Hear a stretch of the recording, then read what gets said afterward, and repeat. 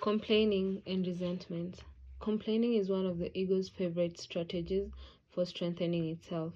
Every complaint is a little story the mind makes up that you completely believe in. Whether you complain aloud or only in thought makes no difference.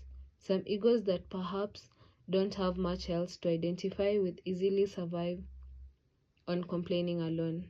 When you're in the grip of such an ego, complaining, especially about other people, is habitual and, of course, unconscious, which means you don't know what you're doing. Applying negative mental labels to people, either to their face or more commonly when you speak about them to others, or even just think about them, is often part of this pattern. Name calling is the crudest form of such labeling and of the ego's need to be right and triumph over others.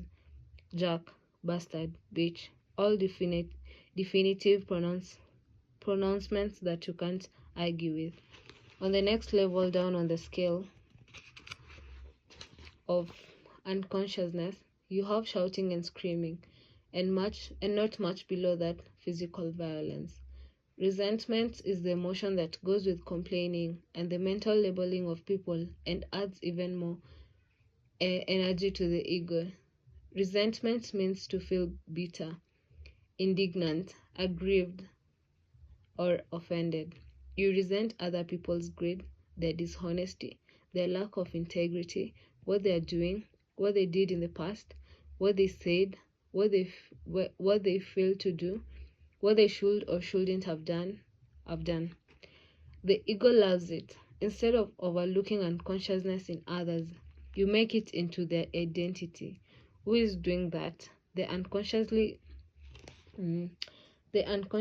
in you, the ego. Sometimes the fault that you perceive in other isn't even there. It is the total misinterpretation, a projection by a mind conditioned to see enemies and to make itself right or superior. At other times, the fault may be there, but by focusing on it, sometimes to the exclusion of everything else, you amplify it, and what you react to in other, you strengthen in yourself. Non-reaction to the ego in others is one of the most effective ways not only of going beyond ego in yourself, but also of dissolving the collective human ego. But you can only be in a state of non-reaction if you can recognize